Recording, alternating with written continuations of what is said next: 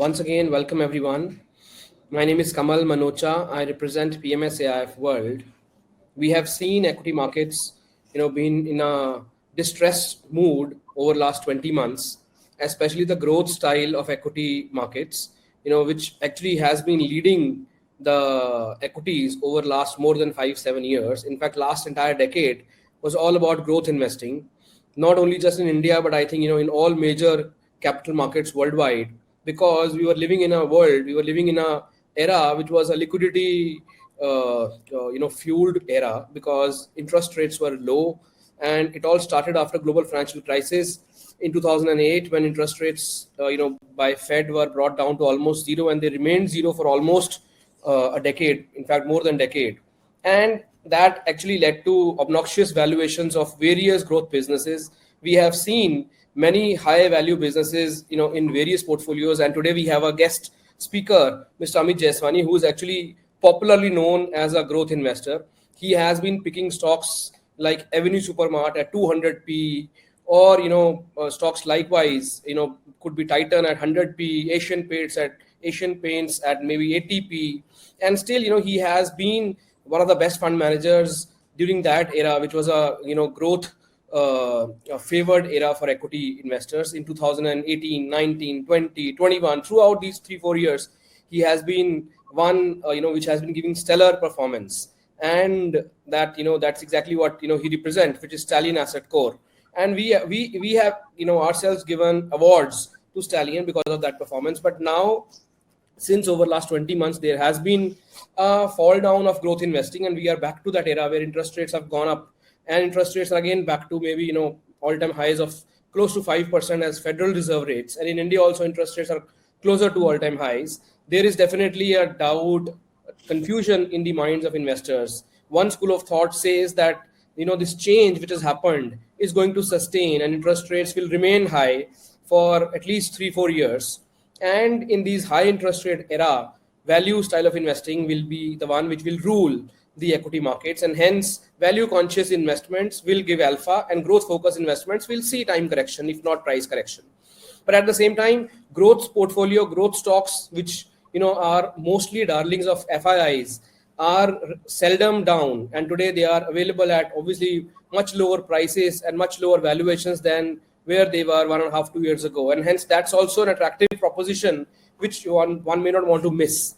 So that is the kind of I would say confusion in which we are, and hence we thought, let us start this understanding from Amit Jeswani itself, because he himself would be under this confusion, because he's managing 600 crores of assets, and he has been kind of known for growth investing. But now obviously he's struggling himself doing growth investing. Is he changing his style, or is he seeing that yes, this is an opportunity? So all these things will be answered in this webinar. And Amit, let me tell you, we have close to 400 clients that we managed money for in the HNI space. And out of those 400 clients, around 50 clients are investors with you through us in Stallion Asset Core, and all of them have joined today. And they were wanting to actually they were wanting us to bring you for this webinar, because obviously we are wanting to hear from you, since last 20 months have been kind of depressing months, because equity markets have been testing patience. So over to you. Warm welcome and good luck to you. Thank you, Kamalji, and thank you everyone who joined this call. Kamalji, thank you so much, everyone, all your customers. We'll just start with a small presentation, then of course, Kamalji, what would you like more, a larger Q&A or a larger presentation? I'm okay with both. No, you can start with presentation because you have made it. So obviously, I would also be curiously looking at all the slides, and then we'll do some productive Q&A. So you can spend 30 minutes for presentation, followed by which we'll do Q&A. Sure thing. Kamalji, do I have to do something to get the presentation on? Yeah. All right. Okay, got it. Just a small disclaimer. Stallion Asset Private Limited, we're a SEBI registered PMS, and we're a research analyst registered under with SEBI. The document has neither been approved nor disapproved by SEBI, nor SEBI certifies the accuracy or the adequacy of the contents of the document. Let's move ahead. Good evening, everyone, again, and thank you so much for joining us. Thank you, Kamalji, for hosting us today. This is what we've done. This is what Kamalji was speaking about. The last 18 months, what we've been flat. So on the left-hand side, you can see the chart. This is what we have done. And this is the quarterly alpha table. What was the alpha that we delivered every quarter? Of course, post 2022, in the last 15 odd months, I would say the volatility of alpha has increased. We had a pre-fees alpha of 100%, and that alpha corrected pre-fees by about 7-8%. So we finished the fourth financial year. So those who may know, Stalinas has started the PMS, the core fund, the only fund that we have, started in 2018 October, and we finished 4.5 years broadly. And now post fees, our CAGR has been 20.5% versus 12%, 12.5% for the benchmark. We beat the market by 8% CAGR, and we've gone through COVID, we've gone to banks going bankrupt, we've gone through taper tantrums, or actually QT, and we've gone through a cycle where so-called value investing does better than growth investing, of course. So we've gone through everything. Post that, we've done about 20.5% versus 12.5% for the benchmark. Our benchmark is Nifty 500. Stallion Asset Core Fund will turn year 5. We'll be turning 5 years old on the core fund on 22nd October 2023. Hopefully, we can do way better than the 20.5% we've done till now, post fees. So 20.5% is post fees and expenses. I believe, and this is what my strong conviction is, the stage at which we are, the voice is breaking. Is that the message that you're getting, Kamalji? No, absolutely fine. No, nothing to worry. Okay. So the next 5-10 years, this is what I strongly believe. The next 5-10 years is the time to make it very, very, very large in the equity market. This is not about 5, 10, 12% returns. The next 5-10 years, it's a once in a lifetime kind of opportunity, I believe. And 10 years, we need to make it large. Every 4 years. So this is the historical data of small cap RSI, the relative strength index. If you see, every 4 years, there is a massive bull market. So market follows a pattern. We at Stallion also invest in a pattern of investing. So every 4 years, there's a bull market. 2007 was a very large bull market. 2010 was a very large bull market. 2014 was a large bull market. 2017 was a large bull market. And 2021, of course, was a very, very large bull market. Everyone made a lot of money. So there are 4 phases. So, of course, the next bull market should happen in 2024-5. That is the place where, if you go by this chart, and this chart is across, it's fairly constant. Every 4 years, there is a bull market. And of course, post every bull market, there's a bear market as well. We at 2023, we've gone through the last 18 odd months where Nifty made a high of 18,600 till now. We broadly, it's been a very large time correction, consolidation kind of phase. We've gone through a large time correction. And there are 4 phases in which I would say we divide the entire cycle. The first cycle, this is the toughest cycle. This is where you survive the bear market. And that happened in the last 18 odd months. So what did we at Stallion do? And this was in our quarterly con calls that we have with our clients, where we disclose our strategy. We started aggressively cutting small caps in 2021, and we went long consumer monopolies. That is the way of getting defensives. Typically, high ROE stocks fall the least in bad times. That's been the history of the market. The bottom is typically made in 9 to 15 months. And we, in the last time me and Kamalji had an interaction here on PMS AIF World channel, we did speak about that chart. I will show you that chart again soon. So typically in 9 to 15 months, the bottom gets made. The bottom got made in June, July of 2022, sorry.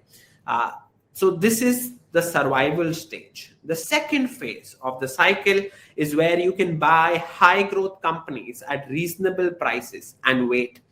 This is where the largest winners of the upcoming bull market will be made. So we typically at Stallion divide our portfolio in two parts: emerging monopolies and proven monopolies.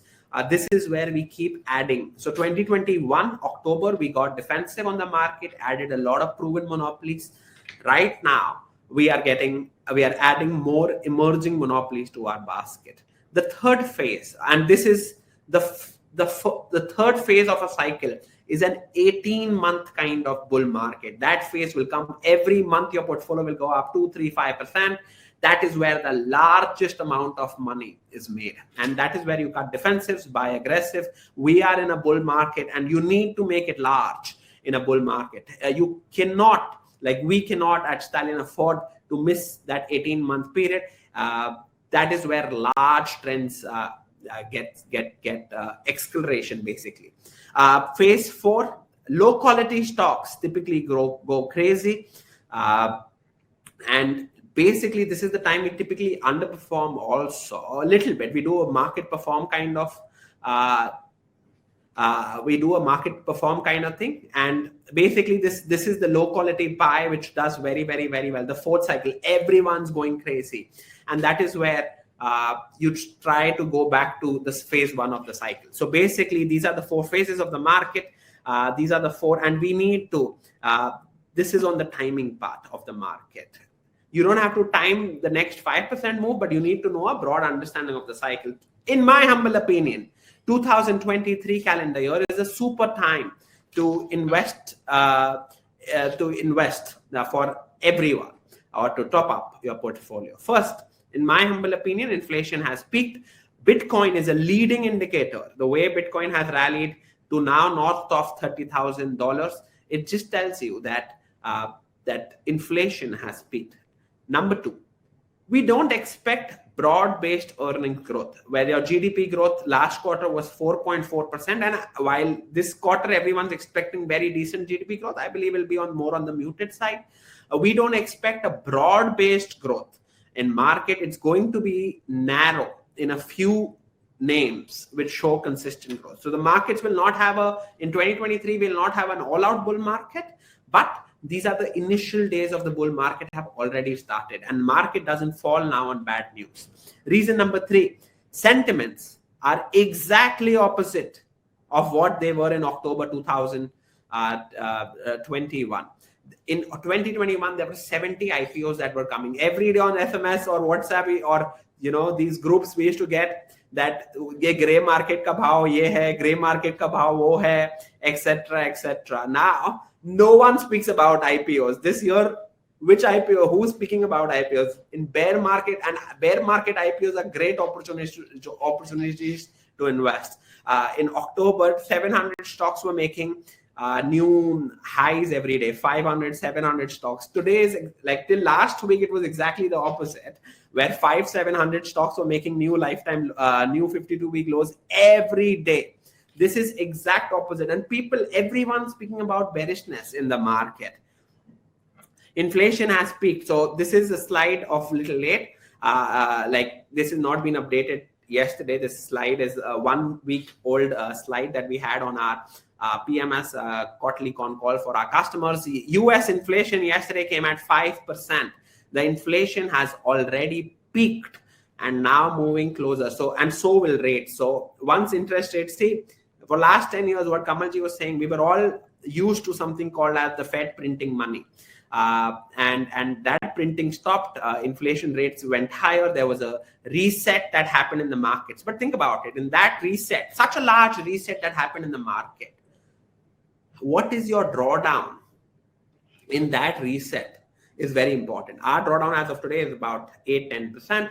Hopefully, this is till March, and hopefully very soon we should hit new lifetime highs as soon as interest, the Fed or our companies this quarter keep performing well. Actually, banks that were in trouble was not bad news at all. Like Credit Suisse going down, SVB, Signature, etc. Everyone would spend too much time those 3 weeks that who will next go down. What it actually did. So the only 2 things that we track at Stallion is earnings growth and the Fed. On the macro, we track Fed. On the micro, we track earnings growth. These are, in our humble opinion, 70 to 80% of your stock price movements happen because of these two factors. Macro, because of what Fed will do, money printing. See, even when your cities were shut for 6 months, when the Fed was printing money,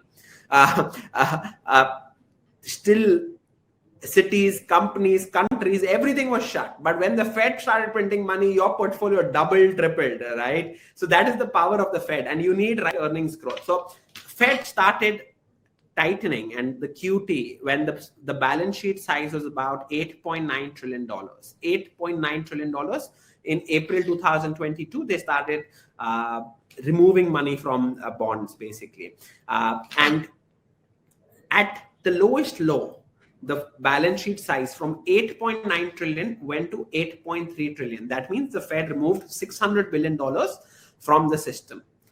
In 2 weeks of this SVB Credit Suisse signature crisis, the balance sheet went back to 8.7 trillion. Basically, $8.65 trillion. Basically, Fed, whatever they removed from the system in since April 2022 to March, they had to print that back, half of that back in 1 month period. And that's why the markets globally on bad news are also not falling. So I don't believe that the old days of strong money printing will come back and you will have negative interest rates for half of world's bonds. That cannot happen. Okay, we are speaking about 2% interest rates and things go back to normal. We will have to focus on the micro also very closely till the economy improves. In every sector, there are only few companies, like in chemicals, only fluorochemical companies and a Neogen kind of company are doing decent growth. But most chemical companies reported very, very poor numbers. Like in retail, only 1-2 players did well, rest 20 players didn't do so well. So you have to focus on who are the players who are gaining market share in these bad times. I repeat, very few companies will be able to grow, and but narrow markets are very good. Between 2008 to 2014, the markets were very, very narrow. And I remember the market leaders, those kind were Astral, Bajaj Finance, Page Industry, Whirlpool, Gru, Hawkins, etc., etc. They used to keep growing at 30%, and massive amounts of money got made. It was a bear market for that. From 2007 to 2014, the market went nowhere, but multiple companies went up multiple times, and these are all market leaders growing at very, very decent speed. DAX, CAC, FTSE making new highs. The number of stocks that are growing globally, growth has become scarce, have reduced dramatically. So the number of stocks that are growing have reduced dramatically across the world. And in these times, companies who still manage to grow, there are only few companies that grow well in a bad recessionary kind of phase. And wherever the market sees growth, the market bids those stocks up aggressively. And that is what is happening in Europe and some places in the US also. In Europe, branded players like LVMH, L'Oreal, Hermes, Dior, Cartier, and look at the charts. These companies are making new highs. They're still growing at 20%. And new energy players. New energy is doing very well in Europe. Companies like Linde, Air Liquide, etc. These are large companies because this is because of hydrogen. And in India also, Linde is doing very, very, very well. The US market also, companies like Monster Beverages, Hershey's, Ulta Beauty like the Nykaa of US, Mondelez, which is your Cadbury, Pepsi, Ferrari, are all making new highs. These are all consumer companies, typically growing faster than the 2-3% GDP growth. They're growing at 10%, 15% times, and they're doing very, very, very well. All I want to say is that there is always a trend. The money in the developed world is moving from high growth tech to consumer spending with decent growth, as growth in technology companies has slowed. So markets are still chasing growth. First, it was chasing growth in consumer tech. Now it's chasing growth in your luxury kind of stocks, luxury and new energy. So our strategy at Stallion, we only make 4 decisions for our customers: what to buy, how much to buy, when to buy, and when to sell. Every quarter, we try to build stronger frameworks in all these 4 strategies, and we actually get paid to get better in these 4 decisions. I'll again repeat the decisions: what to buy, when to buy, how much to buy, when to sell. These are the only 4 decisions that we make for our customers. And over time, we keep trying to keep getting better on these decision frameworks by building frameworks and patterns and models that what do we do, what. And I will discuss a few patterns, because a very important question was raised by Kamalji today about the growth value, etc. So we divide at Stallion, we divide our portfolio in 2 parts. One is the emerging monopolies, and the second one is the proven monopolies. In every 3, so every 3-4 years, if you divide the markets, because we initially started by dividing the market in a 4-year period, a 4-year cycle. Every 3 or 4 years, the names of the biggest gainers or the outperformers are different. The names of the outperformers are different, but the pattern of outperformers is exactly the same. We will speak more about pattern, because Stallion, we don't think we invest in stocks. We are investing in a framework, in a pattern of wealth creation. And so emerging monopolies, these are companies who are market leaders, blitzscaling at 2, 3, 4 times the industry. Customers love their product. They're creating new market, and they have massive competitive advantages. So we've added a few emerging monopolies in your portfolio. You might be knowing some names, some fintech, some in a wine. So for every 100 liters of spirits that is consumed, about 1 tablespoon of wine is consumed. There is a market leader who's got listed. We've lately bought that. There's so many emerging monopolies that we bought. We bought a luxury watch company. Again, it's a market leader. I believe the market size itself will go up multiple times there. The money in emerging monopolies is made by earnings growth and massive change in valuations. If you look at last cycle, emerging monopolies that we were invested in were companies like IndiaMart. And this is the phase where we identified these emerging monopolies, the phase 2 of the cycle. I spoke about 4 phases of the cycle. The first phase of the cycle was don't lose money. The second phase of the cycle was get aggressive. Third phase is the melt up phase of the market. And the fourth phase is the low quality stocks doing very, very, very well.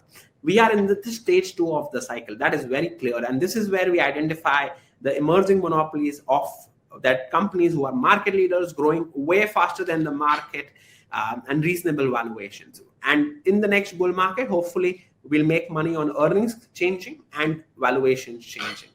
The second portfolio part, which is the proven monopoly portfolio, the market pays for consistent, durable, predictable, scalable growth. Our framework suggests that 2025 stocks across consumer, pharma, technology, financial, and manufacturing who are gaining market share, growing faster than the industry, can consistently outperform the market every 3 years. And this will happen. The proven monopoly portion of the market will get, for now, you will see your emerging monopolies. So the emerging monopolies will increase, and the proven monopolies, the ones that we bought last year, they will decrease. And that's already happening in your portfolio. How did we play cycle 1? This is very important because Kamalji would give us awards every year for being the best performing fund. So in our business, we go from being rock to rock stars. That's all part of the game. How did we play cycle 1? First we sold a lot of our positions in small and mid caps. That was the first thing that we did. And we came on our con call in October 2021 and said that we believe that we have the cycle is changing, because that time inflation was going higher, etc. And we did a decent job in selling. We sold our Zomato. It's not like we didn't make mistakes. Let me tell you, if you make decisions, you will make mistakes. If you don't make decisions, you will never make mistakes. And for us, buying is a decision. Selling is a decision. Even holding a stock is a decision. So whenever you make a decision, you'll make mistakes. And we make multiple decisions every time. The more important thing is that when we make mistakes, how much money did we lose? Like when we went right, how much money we made, and when we went wrong, how much money we lost. So these are the examples of stocks we sold. Like a Zomato, we sold at 124. Nykaa, we sold at, today Zomato is at 51 rupees. Nykaa, we sold at 1480 rupees. Today it's at 744. Gland, we sold at 2331. These are sellings only post October that we have taken as an example.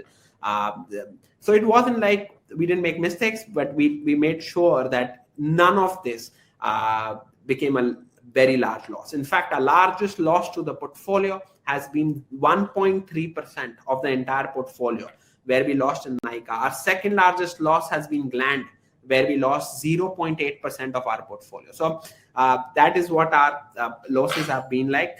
You can be rest assured that Stallion will always choose low risk decent returns over high risk decent returns. We started moving to cycle 2 of our framework in July 2022 and slowly increasing our gears every passing month. Last cycle, we made investments in companies like APL. I already spoke about it. Important alert, typically the leaders of the previous bull market underperform the next bull market. So now in this bear market, I did see one question also coming. 18 months is a long time. And in our business, we have to keep learning, keep evolving, keep getting better than what we were yesterday. That is our prime goal. And at Stallion, it's not just us, our sales team, our operations team, our technology, everything. 18 months is a long time. What we did, we were looking at the largest winners and losers. And since we saw that value was doing a tad bit better, I won't say very well, but tad bit better than growth investing, the so-called old school thought of growth investing, we divided across last 29 years from 1994 till 2023. And we were making frameworks for ourselves that which stock fell under which framework and how can we get better in our frameworks, in our patterns that we are investing in. And these are 20 frameworks that, and this is the first time I'm speaking about it. We typically don't make this information public, but these are the 20 frameworks that we have worked over last 18 months at. First, high reinvestment at high ROIC.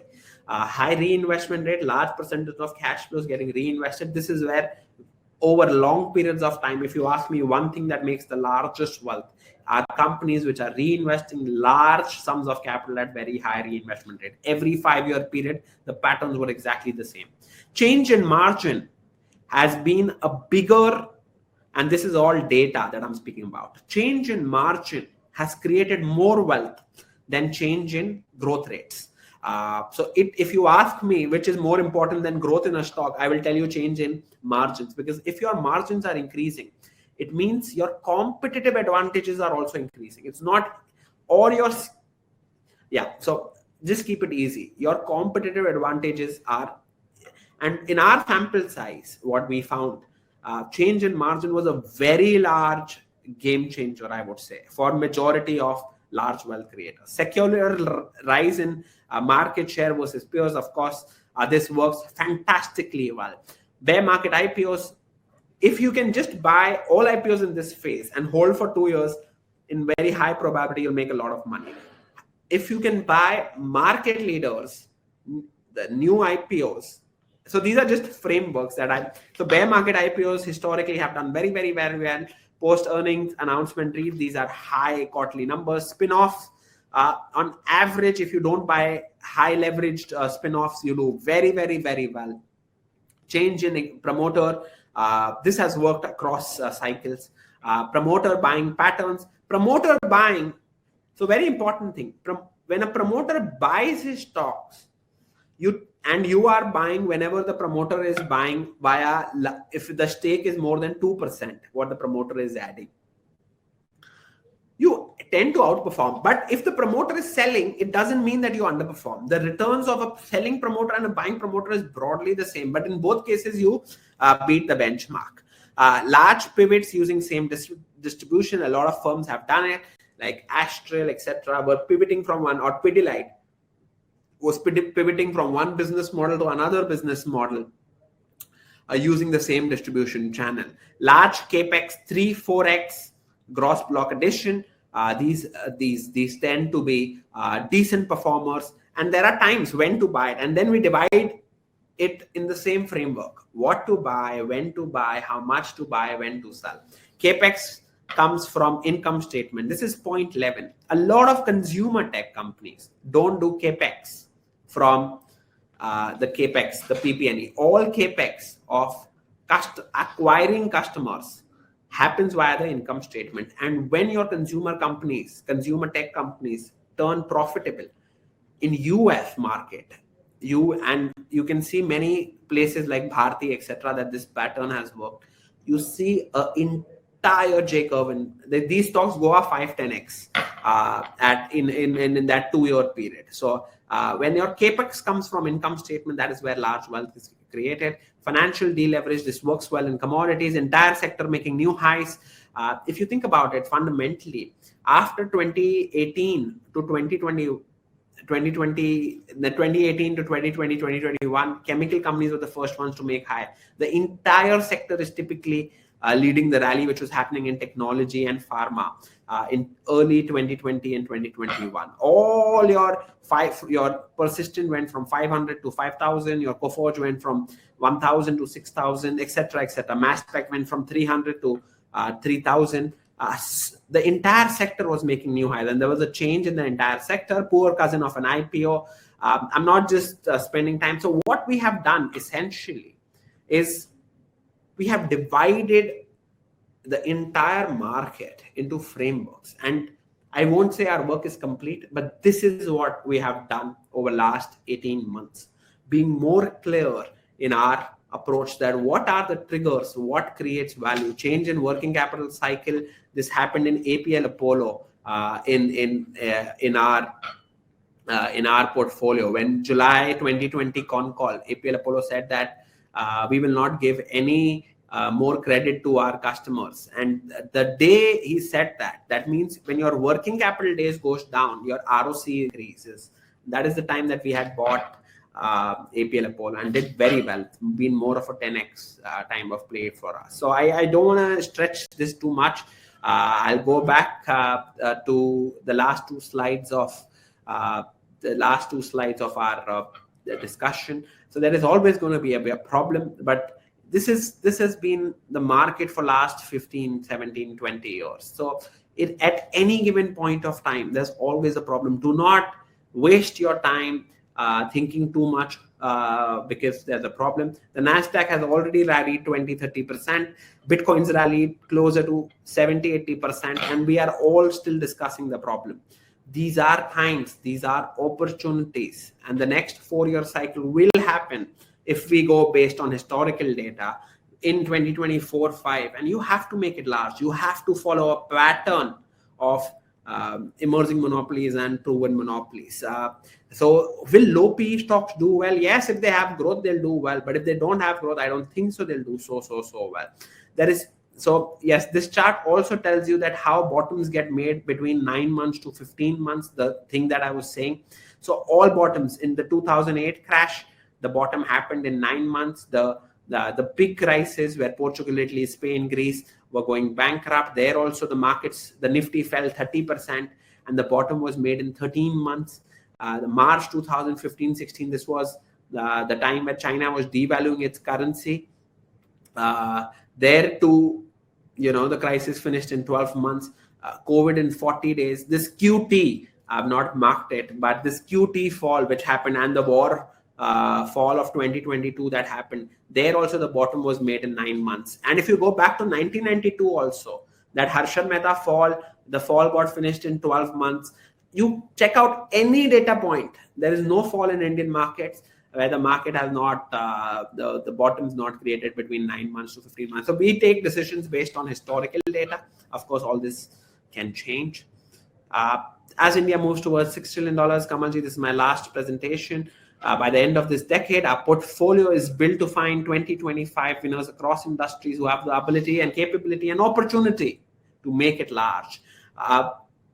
This decade, by consistently gaining market share and have a customer advantage. India's profit pool, and this is something that I'm very bullish on. India's profit pool will increase from 10 lakh crores to 28 lakh crores this year. This is Nifty 500 profit pool. From 10 lakh crores to 28 lakh crores, 18 lakh crores of new profit pool will be added.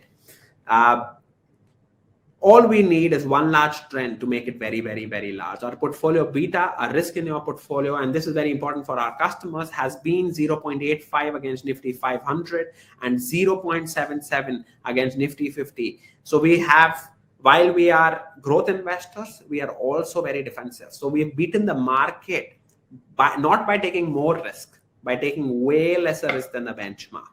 We've taken 15% lower risk than Nifty 50 and Nifty 500 and 23% lower risk than Nifty 50. Yes, so our portfolio beta historically has been below 1, and hopefully it's our goal to make sure our portfolio risk is below 1. So given a choice of high risk, high return and decent high risk, high return and low risk, decent returns, we at Stallion will always choose low risk, decent returns. Stallion is about not taking very high risks. Our typical customers will go through 2 bear markets in the next 10 years, and our portfolio will fall 20-30%. We have to survive the bear market and thrive in a bull market. In a 4-year period, we'll have 1 super phenomenal year, 2 decent years where our portfolio will be up 20-30%, and 1 bad year. I believe 2022 was 1 bad year that we had. Our portfolio was down 10% net of fees. But if you look at 2018, 19, 20, 2021, all that 4-year period was super. And then 1 10-year 10% drawdown, and then we start making the new lifetime highs again. I believe, and this is what I strongly believe, that we need to dream big. The first important, and I was in Dubai at the start of this year, and I was speaking to someone there, and he said that the most difficult part of building Burj Khalifa was to dream, to even think about that you can build a 160-story building, that dreaming part. And this decade, I keep telling my team also, the next decade is not about thinking which the next big car that you can buy. It's about thinking what big super villas you can buy, what big islands you can buy. It's the time to dream big, because if we can't dream big, we'll not be able to achieve it. We need to dream big this decade, make it large. And in my humble opinion, this is not the time to be bearish on the market. So we are decently bullish. We are getting aggressive. Every month we'll be adding more to our emerging monopoly portfolios, and hopefully in that 4-year cycle. So it's all about the 4-year cycle, not the yearly things. It's very difficult to time yearly, but in that 4-year cycle, I hopefully will do decently well. Thank you everyone for patiently listening to me. And Kamalji, we can take it forward from here.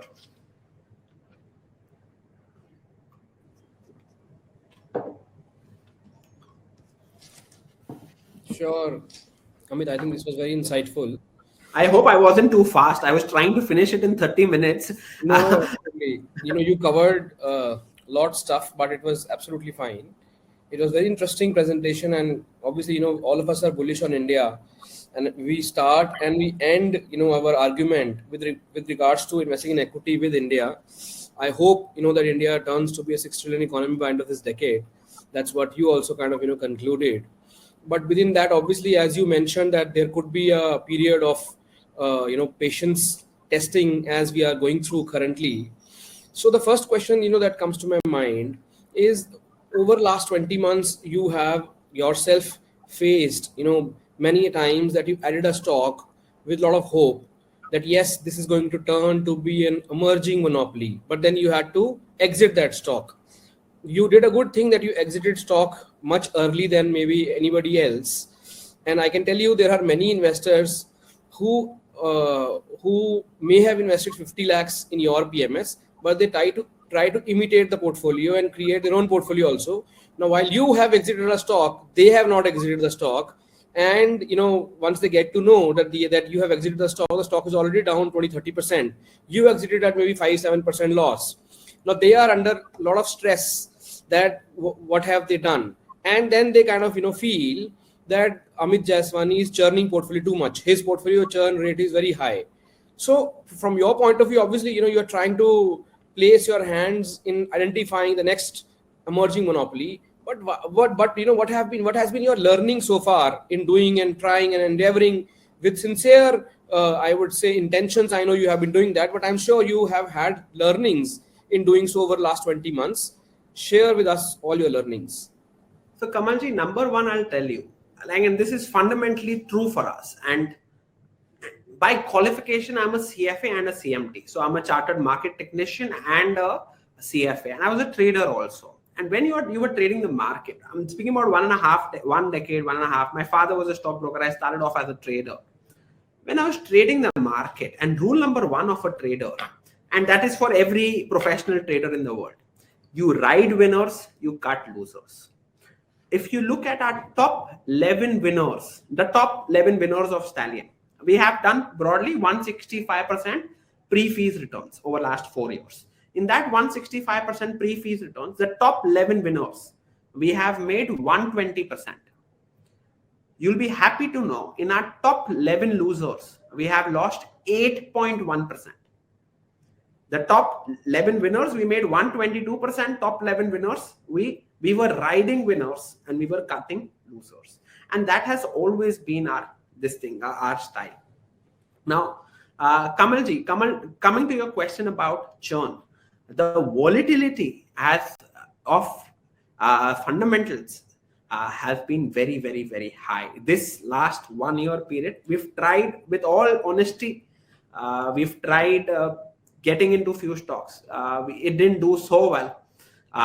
Some things changed, and if you can give an example, then I'll be able to better explain it. But the style, if you think about it, all companies that we bought were either market leaders, they were all high growth companies. Like, which were the companies where, like, Campus, Aditya Vision, for example, as a stock, Vedant. I won't speak about that stock. Yeah, it's been too volatile today. So there, though, a lot of people are writing whatever. But Aditya Vision, assuming, Kamalji, I'll give you a thesis, and then what was our thesis? So this is not a recommendation. We bought Aditya Vision initially at 950 rupees a share. That time market cap was 1100 rupees. The company was growing stores. In 2016, it had 16 stores. 2020, it had about 40 stores. It moved this year. It has done 105 stores. This guy has been reinvesting capital at about 70-80% ROIC.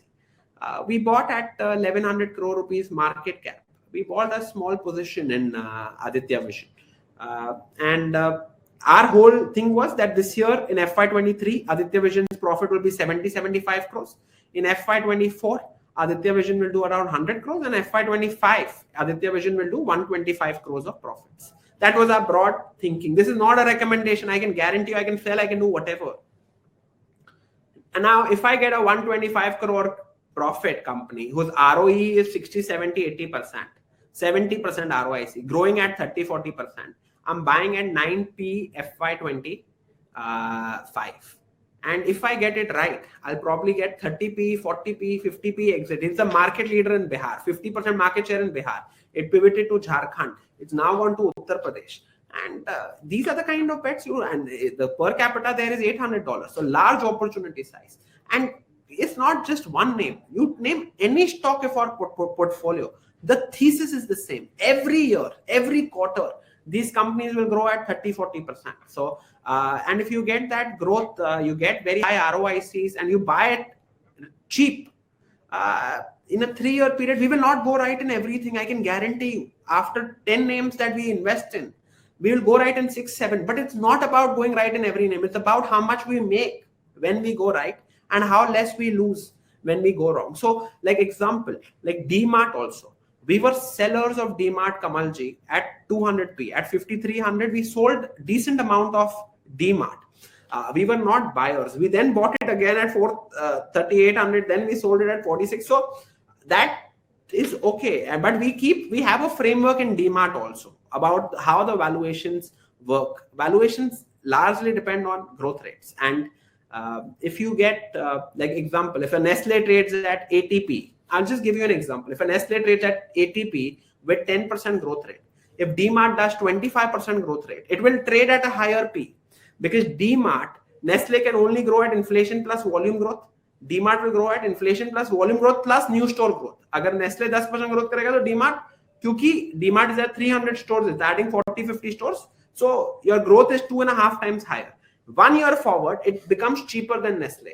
2 year forward, it becomes even more cheaper. It becomes cheaper than HUL. 3 year forward, it becomes valuation of Imami, right? So this is how you think that, how will a business look like 2-3 years later? And that is, so the difference between growth investing and value investing is, value investing thinks about profits today. We believe the profits today, like a 100 rupee earning is there. If that earning is growing at 5%, if a company makes 100 crores profit growing at 5%, that means the company in the next 10 years will do 160 crores of earnings. 100 will become 160 crores. We don't want to be there. We want to be in companies which are very high growth, very high ROIC, market leaders, and we buy it initially cheap. It should not look cheap today. 2 years forward, it should look cheap. Like that, how could you buy this at such a cheap level? Like if I bought DMart at 600 rupees, if you think about it, that as of today is probably 15p. In a 3 or 4 year period, DMart has become a 15p company. When we bought DMart, it was 500 crores profit. This year, DMart will make 2,500 crores profit. So, and there also we've done up down. So it's not like we've sold DMart, we've got in again. So we've done our up and down in this entire thing. But we'll be in these companies which are doing very, very, very well and growing fast. Sure, Amit. So, we have a lot of questions to be covered. Let's keep answers little crisp so that we can cover all the questions. Yeah. I can see many interesting questions in the chat box. There has been a recent announcement in changes, on taxation with regards to debt mutual funds. I have no idea about debt mutual fund, Kamalji. Okay. So the question is, will that affect equity markets? So, because you have been a broker and coming from that background, what is your view? People will move to FDs. No, this has happened because last 10 years, the growth of money which is going to FDs is very less. And these banks lever up and lend, right? So it is better for the economy. It's a very good move because these mutual funds, it makes more sense that if banks have money, so they can, the liquid fund, which is about 20 lakh crores in India, the liquid fund money will move to banks. That is all which is going to happen. Now, banks can lever up. If that 20 lakh crore, assuming 15 lakh crore moves out, on that 15 lakh crore, these banks can create 150 lakh crores of new lending, new borrowing. So, which is super for the economy. I think it was one of the best steps that she's taken. What is the big deal? 100%. Second question is, you support growth style of investing. You also have, been cognizant of growth at reasonable valuations. But apart from this, another style which is kind of becoming very popular is special situations. Do you also kind of take advantage of this style by picking stock in your portfolio? See, at Stallion, we used to do it from 2014 to 2018-19. Only 2019 we didn't do it because the quality of stocks that were coming with this thing were not something that we do typically. Okay. So if we get decent quality stocks in this thing, we'll do it. What's the big deal? See, our goal is to, if you look at 2019 Stallion PPTs and 2018 Stallion PPTs, we had core trend following and special situation. But then we changed it because it was very tough for me to explain it to normal. So since 2014 of old Stallion also we used to do special situation. So this is something that we do. Like if we find an opportunity, but we do largely B2C facing. So we will not do B2B, and so if we get a decent company, then we'll do it. But we will not buy leverage business just because it's a special situation. We will buy it. No, that's not true. If we get a good asset which is getting unlocked, then we'll buy it. At one point of time, I remember in 2022 beginning or 21 end, you're quite bullish about IT technology, and you always used to say that your portfolio is comprised of I would say alpha focused and stability focused components, and alpha focused component was coming from financial services and IT, and within IT L&T Technology Services, TCS, Infosys, InfoEdge, all these stocks were the ones which you were quite bullish upon. Now we have seen over last almost 2 years, these stocks have seen massive fall. Are you again wanting to increase your weights in these stocks? What are your views now for subsequent period here onwards? I don't think we own LTTS, but Yes, we had positions. Now we have a very small positions. We have more position in consumer tech. See, Kamalji, yesterday numbers of TCS of 1.6% growth, dollar terms, means in a year you're looking at 8% growth, 10% growth. Okay. See, my customers expect we follow a pattern of investing, and in our pattern, if that fits, we'll buy it. If today a tech company I feel can do 25-30% growth, okay, for next 5, 7, 8 years, why will I not buy it? Because tech, the opportunity size is unlimited, right? There are companies who have 10,000 employees, like Tata Elxsi has 12,000 employees. I'm just giving an example. We don't have any position in Tata Elxsi. You think that is 6 lakh number of people that TCS has better than 6 will go to 12 lakh, or this 12,000 will go to 24,000? That is an easier trade, which is a better trade. I'm not saying Tata Elxsi, I just gave you an example. Or LTI. You see, till the time a tech company doesn't cross $1 billion of revenues, it will not get Fortune 500 kind of client. So if you get good opportunities, we'll go there. But right now we are more focused on consumer tech. The two fintechs that we own, I believe there'll be a J curve in profits that will happen there, Kamalji, a massive J curve in profits. See, change in expectations is equal to change in stock price. And the expectations are so less, and earnings have changed. One company is doing rounds at $12.5 billion. Other company, which is 4 times bigger in revenue, is at $3-4 billion with $1 billion of cash and profitable. So it's surprising. Yeah. The markets will recognize these opportunities. Next bull market, it will come. And if it doesn't come, we'll be out. Sure. So I would also like to give this disclaimer to everyone that we might be discussing about some stocks. This is not to be construed as any advice. We are just discussing for learning's sake and only trying to, talk about those stocks where either Stallion is holding some position or has held position in the past. So moving on to Divi's Laboratories, we have discussed IT. What's your view on pharma going forward? Divi's, no, at 4,100. See, that one drug had become a very large portion of its revenues. Okay, we are not a mutual fund, Kamalji. We are a PMS. Okay, so, and we don't love our stocks. We strongly believe. Please forgive me for the wrong language, but stocks are girlfriend. Stock market is wife. This is our way of thinking. We can be wrong, right? But if there are problems, हमने कोई शादी नहीं की है. If there are problems, if 30% of revenues has become one drug, and you know it that FY22 to FY25, even in the best case scenario, the earnings, the EPS will broadly be same. Why for 3 years hold a stock, right? And we sold it at 50-60p. So I don't have a stock view on Divi's, but we believed that the risk reward is not in our favor. And when the risk reward was not in our favor, we changed our position. We bought it when COVID was there. These companies were showing 30-40% growth. One COVID drug had become 35% of revenues. When it becomes 35%, assuming your revenue is 10,000 crores, 35% means it is 6,500 crores is your normal drug. Now that 3,500 crores is going to go to zero, right? You have to replace, assuming your normal API business is growing at 15-20%, which is very difficult in pharma, I'm telling you, because API prices also fall. But at 20% also, you to get that same peak valuation revenue will take time. And we took a call. We had to change our position, and we changed it. If tomorrow something changes in Divi's, they get some 5 new APIs, we'll go long again. We are not a mutual fund, we are a PMS. Our goal is to create value for our customers and manage their risk. So all the time the risk will be managed, and we are not also buy and hold people. We always say that we are buy and rotate. We are not buy and hold, but we are near always fully invested.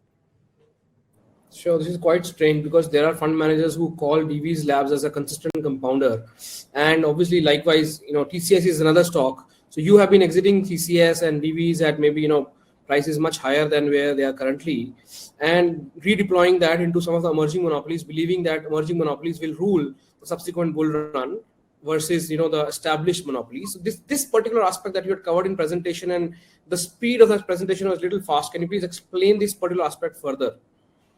So what we are looking out for is companies who can grow at. So we don't know what will happen in 10 years. We respect everyone's investment philosophy, and we have great respect for virtually everyone who's a fund manager and who's not even a fund manager.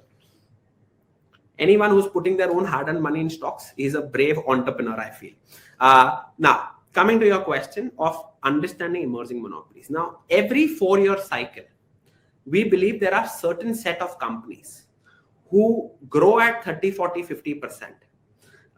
They see 40% growth, let's be frank, it can't happen forever. No company has been, but there's a slight period of a 40, like Bharti from 2003 to 2007. You had many infra stocks, many, that time power companies, because India, that time there used to be power shortage. You open a power plant, first day itself, you are 100% occupied, right? Like everyone wants your power. So, and those companies used to grow at 20, 30, 40%.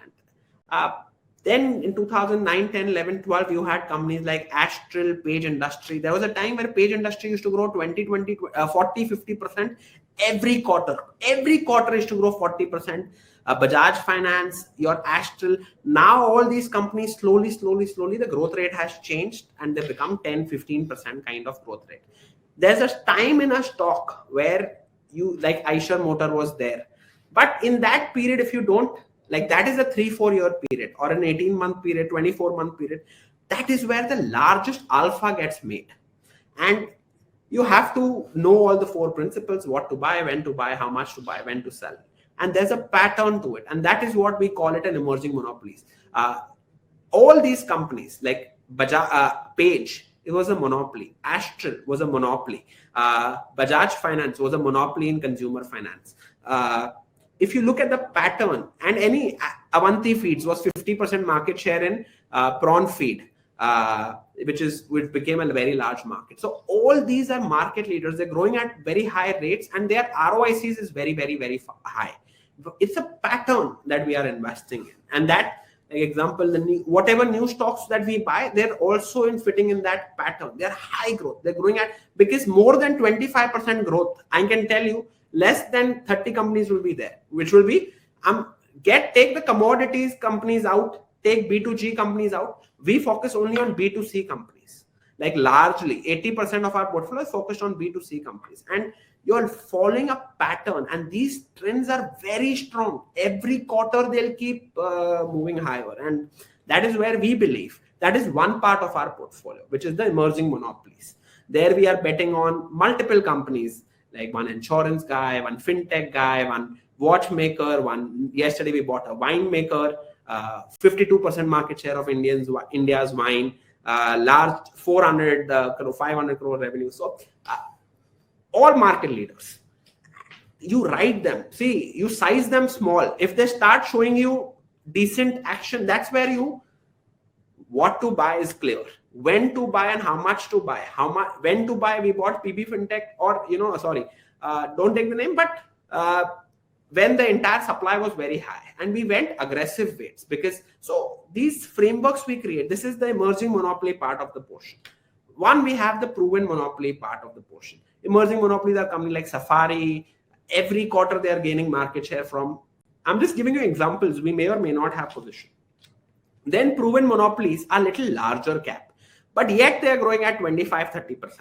Like Titan, Kamalji gave an example. Titan is assuming, I believe, 4,000 crores of profit will happen next year in FY24, which is next 1 year. And Titan market cap is probably 2 lakh crores. So Titan is at 50p and ROC will be 40%. So those are the kind of companies that we own. Now, till the time Titan is growing at 25%, see, it's 4-5% away from lifetime highs. It also becomes a gold hedge. If gold does well, automatically your SSG goes higher for Titan. So over time, it should do okay, and it will beat the large Nifty 500. So now sorry, Kamalji, I'll take 1 minute here, but this is how we think. Our proven monopoly positions, our proven monopoly portfolio is growing at 20% and 25% in between that range. Okay, every 3-4 years, the portfolio should double. Okay, 4 years, 3, 4, or 5 years, maybe portfolio double. Benchmark will give 10 to 11% returns. That means in after 4 years, Nifty 50 will be up 44-45%. My proven monopoly should be up 100%. The earnings should be up more than 100%. Hopefully the stock will be up 80% or 100%. Regardless, we make alpha. The emerging monopoly, is where we are betting off on very large, more than 100% kind of returns over next 3-4 years. And if we get that, we should do okay. So this is our portfolio. And then we have some special situations. Sometimes we do, like last time we did Sequent. It was a 4x for us. We now also have bought a shoe company. All other shoe companies are at, and that management, I've met that management. Let's see what happens. We bought it at 20p. I don't know how much money we make, but the other shoe companies are at 100p. The ROC of assuming Relaxo is 20, Campus is 25, 30. This shoe company's ROC is 50-55%. It has grown from 100 crore revenues to 1500 crore revenues. The revenues are equivalent to Campus revenues. Campus market cap is 10,000 crores. This company's market cap is 3,000 crores. Now let's see what happens. No, absolutely. I do see a lot of sincerity and a lot of effort in the way you and Stallion does portfolio management versus many others. Absolutely. So we are firm believer of whatever you are saying. Absolutely, everybody is putting in their efforts, but efforts are visible, and that's kind of make me say that. Otherwise, I never say that. So this brings me to the last question, which actually pertains to your conviction with regards to the return of all these growth stocks, because the confusion and the fear and the doubt and the concern is still there. You assume that if there is an investor who is already invested in your investment, or maybe something like Marcellus Consistent Compounders. I'm just taking a name. I'm sure you understand the portfolio. Or at the same time, ASK Growth. All these three portfolios follow growth style of investing. Now that investor is wanting to invest incrementally. Should he or she be doing a top up in these existing investments, or he should actually be trying to blend his portfolio by getting into something like Abacus or something like Unify? I'm sure you understand the entire context, right? So this is I'm trying to put this tough question to you, because the thing is, on one side we have seen over the last 5-7 years growth style doing well, and over last 15 months growth style is definitely struggling. You in your portfolio are doing some meaningful changes by bringing in emerging monopolies and trying to blend your growth with value and growth with some I would say fast-paced emerging monopolies. Others are not doing that. But investors who are invested in some of these PMSs, how should they be taking their incremental investment decision? We have our answer to it that we give to our clients, but I want you also to give this answer to our audience. Kamalji, that's a very tough question that you've asked me. See, I fundamentally believe, and I'm not this thing, that but small cap and high AUM are enemies of each other. So I would never buy is a small cap and very high AUM. So you understand. It makes no sense. You're going to get killed. The question is when, because you'll get stuck and there is no exit. Number 2, buy and hold forever will do well, but it will not outperform the market by a very large. Basically, you're buying already companies who have done well in the past, and the size is an enemy. So buy and hold forever may or may not do so well. I learned from Bharat Bhai, so he is my idol, so I can't say only anything about this thing. So, but you have to be nimble in the market, and we cannot say the views what I had 5 years. Management also don't know so much. We have to keep moving with the market. The best investment that you can make, I feel, is in Stallion. No, but this I fundamentally believe, because I'm also all in, not just because I'm all in. I believe that we are small in size, large in ambition, and we're working very, very, very hard. We are nimble, and till the time that I fail, and I can be wrong, but Kamalji, this video will be on YouTube, I'm sure. But I think if my customers become large, till we are 3,000-4,000 crores, okay, of AUM. Where from 600 crores, I'm saying it'll happen. I don't know when, God knows. But till God will only make it happen. But if until that time, I don't think that is a very sweet spot. If you look at all funds, I will not take the names, the largest broking house, When did he make alpha? He made it alpha once he crossed 500 crores, went to 3,000-4,000 crores. When did the buy and hold strategy did well? When it was at 600-700 crores, moving towards 4,000 crores, that was the alpha point. Historically, most PMSs which crossed 500 crores to 4,000 crores post that have not been able to do the alphas what they did in the past. So yes, so even at Stallion, we believe that this is a sweet spot. If you're at 100-200 crores, you're too new and you also don't know, you've not seen a cycle. Your people have seen a bull cycle, people have seen COVID, people have seen a lot of things, people have seen how we went from a research firm to a PMS, how did we did well. We have great partners like you, Kamalji, who keep motivating us and sometimes pushing us to work harder. So it's a sweet spot, Stallion for next 4, I don't know how much time it takes, but that 600 to 4,000 crores, that's a sweet range. Post 5,000 crores, either we shut the fund, because you cannot then create alpha. Then you become a mutual fund. Unfortunately, you either have to have 60-70 stocks in your portfolio, because if you are buying 2% weight on 4,000 crores, you have to buy 80 crores worth of stock. That means I can't buy any company less than 5-10,000 crores market cap. Then it becomes a problem for me to play my emerging monopolies. So you can't. So this is how I would sum it up. But every investor has to take his own understanding. But every sabka time aayega. Even quality will do well. Growth will do well always. I feel. In every 4-year period, you have to understand one very good year, wo to hoega hi. Wo din to you will feel that I'm Sehwag.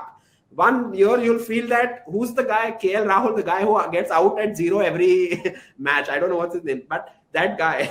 2 good years you'll think that ye Kohli hai. He's like doing 25-30% kind of. So this year will be a decent year, I feel, because last year was a tough year. Next 3 years, the ones who come now, for next 3 years, they'll have a fairly decent ride, and good compounding will happen. This is what I honestly feel. Kamalji, you know me. I can't, say lies or but this is what I strongly feel, that this is the sweet spot, that 500 crores to 4,000 crores. Sure. For the customer. I think you answered it quite, nicely, and thank you so much for taking up this question. And to everyone in the audience, we would urge you to come to our platform, pmsaifworld.com. There are other platforms who kind of, have copied us, and then kind of they're trying to do mockery to the entire trade, because this is a very, very simple as well as very challenging trade. It requires good intentions. It requires a lot of hard work. The way, Amit has been doing is what we call as passion. And that's why, I totally agree with what Amit has mentioned. We understand, the entire space of portfolio management services and alternative investment funds, because we are ourselves investors into it. So we see it, with investor lens, and we have created a proprietary framework called quality, risk, and consistency framework, which is not just talking about the historical returns, but it understands the pattern of historical returns and what Amit was trying to show you, that how they have actually fallen lesser in the falling markets and risen more in the rising markets. And that's exactly what is determined by things like information ratio. Nobody in the industry would have in-depth understanding as much we have. And if you are a serious, savvy, long-term investor who really wants to build wealth, I urge you to come to our platform, pmsaifworld.com, and book your appointment with us. We'll be happy to serve you, take all your questions. Thank you so much for joining us today. And thank you, Amit, for your time. Thank you, everyone. Thank you, everyone. Bye. Bye.